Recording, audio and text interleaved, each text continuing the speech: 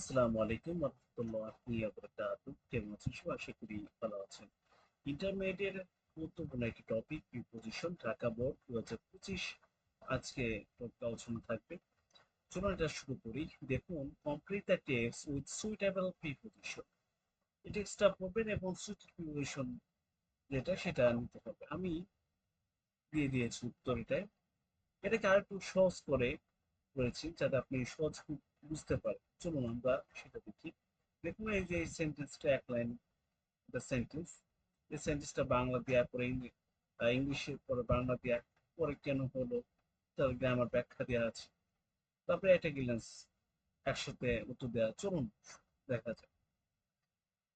দেখুন, প্রথম sentence, charity is the noble virtue. দানশীলতা একটি মহৎ গুণ। A person should be indebted his with his virtue. একজন মানুষ এই গুণের গুণান্বিত করা উচিত। তো প্রশ্ন হলো, ইনডাইরেক্ট উইথ কেন হবে? চলুন এটা দেখি আমার ব্যাখ্যা। কোনো ভালো গুণ, বৈশিষ্ট্য বা ক্ষমতা পুষিত হওয়া বা কিংবা গুণান্বিত হওয়া বোঝাতে ইংরেজিতে ইনডাইরেক্ট শব্দের পর সবসময় প্রিপোজিশন উইথ বসে। এটি একটি অ্যাপ্রোপ্রিয়েট প্রিপোজিশন। তাহলে আমরা বুঝলাম এটি অ্যাপ্রোপ্রিয়েট প্রিপোজিশন উইথ মানে গুণ বা বৈশিষ্ট্য বা গুণিত হওয়া বোঝাতে ইনডাইরেক্ট উইথ হবে। চলুন দেখি, এই যে ইনডাইরেক্ট এটি অ্যাপ্রোপ্রিয়েট প্রিপোজিশন জন্য উইথ দিয়েছে। ঠিক যদি আমরা একটু ব্যাক করি, এদের ইনডাইরেক্ট উইথ অ্যাপ্রোপ্রিয়েট প্রিপোজিশন, এটাই আমরা ভেঙে ভেঙে দিয়েছি যাতে খুব সহজ আপনি বুঝতে পারেন। চলুন আমরা দ্বিতীয় সেন্টেন্সে দেখি। It makes people think favorably of by about their fellow man and do them good. এটি মানুষ তাদের সহকর্মীদের সম্পর্কে ইতিবাচকভাবে চিন্তা করতে এবং তাদের ভালো করতে শেখায়। সহজ গ্রামার ব্যাখ্যা দেখি আমরা। কারো সম্পর্কে কোনো বিষয়কে উপরিভাগে বা ভিতরে ইতিবাচক চিন্তা করা বোঝাতে ফেভারেবলি শব্দের পর প্রিপোজিশন হিসাবে লভ অথবা অ্যাবাউট ব্যবহার করা ব্যাকরণগত সঠিক। নব অ্যাবাউট সম্পর্ক বা বিষয়কে ভালো চিন্তা বোঝানোর ক্ষেত্রে। ইফ মেক্স বা it sorry it makes the people think favorably of about their fellow man and do them good. আশা করি বুঝতে পেরেছেন। এভাবে প্রতিটা সেন্টেন্স করেছি, দেখুন এই ভেঙে ভেঙে দিয়েছি যাতে আপনি সহজে বুঝতে পারেন। সেন্টেন্স 3 তে আসি, আমরা দেখি। It is also the cheerful given of one's possession of to some in need. এটি প্রয়োজনের মধ্যে থাকা অভাবী বা কোনো ব্যক্তিকে নিজের সম্পদ আনন্দের সাথে দান করা বোঝায়। এটা কেন হলো? এটা ফ্রেজ আছে ইন নিড। যদি কোনো সংকট বা সমস্যা বা অভাব অবস্থা মাধ্যমে জীবনযাপন করছে তাদের বুঝতে পারে একটি সুনির্দিষ্ট ফ্রেজ ইন নিড না অভাবী। ইন অভাব বা সংকটের মধ্যে থেকে বোঝায় ইন নিড হয় ফ্রেজ। তুই দেখি, it also cheerful to give and position to someone in need. আশা করি বুঝতে পেরেছেন। আমরা সেন্টেন্স পড়ে যাব। This quality bring happiness one by two heart and stimulate the ties of relationship among men. এই গুণটি পৃথিবীর সুখ বয়ে আনে এবং মানুষের মধ্যে সম্পর্ক বন্ধন দৃঢ় করে। দেখুন এখানে আমি দিয়েছি ওয়ান বা টু, কেন হয়েছে আমি দেখি। আহ, পৃথিবীর বুকে বা পৃথিবীর সুখে আগুন বোঝাতে ওয়ান বা টু বসে। দ্য কোয়ালিটি গুণ বিং হ্যাপিনেস ওয়ান বা two art and distinguish the ties of relationship among men. বিরোধী ব্যক্তি বা অনেক মানুষের মধ্যে কোন পারস্পরিক সম্পর্ক বা বন্ধন বোঝাতে প্রিয়সন এমন বলতে হয়। সংক্ষিপ্ত ব্যাখ্যা দিয়েছি, খেয়াল করে। ওয়ান বা টু বুক বা পৃথিবীতে সুখ আনা অর্থে এমন অনেক মানুষের মধ্যে পারস্পরিক সম্পর্ক বোঝাতে।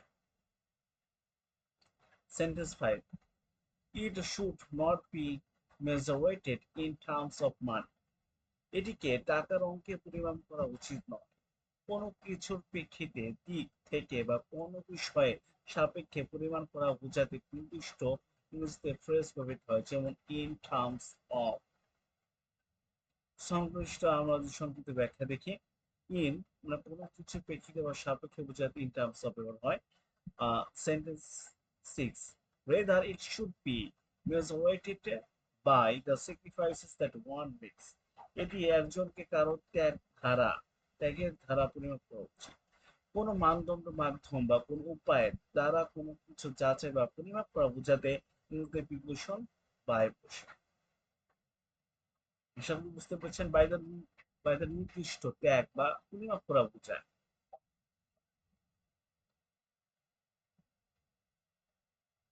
Mark of sacrifice.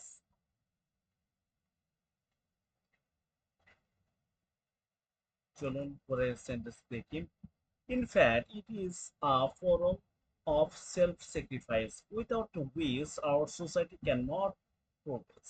প্রকৃতপক্ষে এটি এক ধরনের আত্মত্যাগ যা ছাড়া আমাদের সমাজ উন্নতি করতে পারে না। সহজ ব্যাখ্যা, আত্মত্যাগ একটি রূপ, অর্থাৎ সম্বোধন বা এর বোঝাতে প্রশ্ন অপোষণ। যে কোনো কিছু ব্যতীত ছাড়া বা কোনো উপাদান উপস্থিত থাকলে প্রগতি বা অসম্ভব বোঝাতে উইদাউট ব্যবহৃত হয়। খেয়াল করুন এখানে কোনো আত্মত্যাগ একটি রূপ বা এর সম্বন্ধে বোঝাতে ওইটা তো কোনো কিছু ছাড়া বা ব্যতীত অগ্রগতি অসম্ভব করতে। আশা করি বুঝতে পেরেছেন। আমরা sentence 18, last and final. So everybody should to practise this to habit from childhood. তাই প্রত্যেকটি ছোটবেলা থেকেই এই অভ্যাসটি চর্চা করা উচিত। সহজ গ্রামের ব্যাখ্যা যদি আমরা এখানে খেয়াল করি, মানুষের জীবন বা অতীতে কাল বা নির্দিষ্ট শুরু করার দিক থেকে কোনো অভ্যাস হতে পুরুষ হিসেবে ফর্ম বসে। হ্যাবিট মানে অভ্যাস, নির্দিষ্ট একটি ফর্ম, এর জন্য ফর্ম দিয়েছে। সংক্ষিপ্ত যদি বলি, ছোট করে যদি খেয়াল করেন, প্রথমত শৈশব বা ছোটবেলা থেকে শুরু হওয়া বোঝায়, এর জন্য আমরা এখানে ফর্ম বলতে দিতে পারি। চলুন এট এ গ্ল্যান্স এক নজর শব্দগুলো দেখি।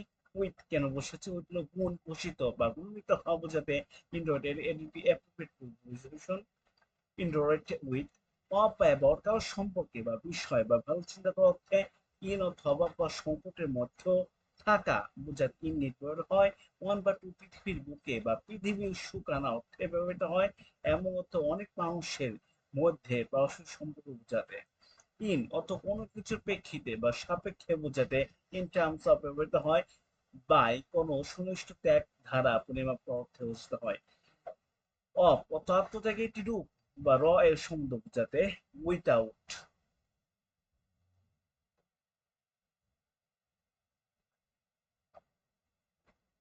উইথাউট কোনো কিছু ছাড়া বা ব্যতীত অগ্রগতি অসম্ভব অর্থে, পরন্তু শৈশব বা ছোটবেলা থেকে শুরু হওয়া বোঝাতে। আশা করি বুঝতে পেরেছেন এবং প্রত্যেকটা সেন্টেন্স ভেঙে ভেঙে দেওয়া হয়েছে, আপনি যাতে খুব সহজে বুঝতে পারেন। আমরা যে জিনিসটা করেছি সেটা হলো এই পুরো পুরোটাকে আমরা এক লাইন বাংলা ইংলিশ দিয়েছি পুরো, এবং লাইন বাই লাইন এক্সপ্রেস করার চেষ্টা করেছি। তো আজকে এই পর্যন্ত, সবাই ভালো থাকবেন, সুস্থ থাকবেন। আসসালামু আলাইকুম ওয়া রাহমাতুল্লাহি ওয়া বারাকাতুহু।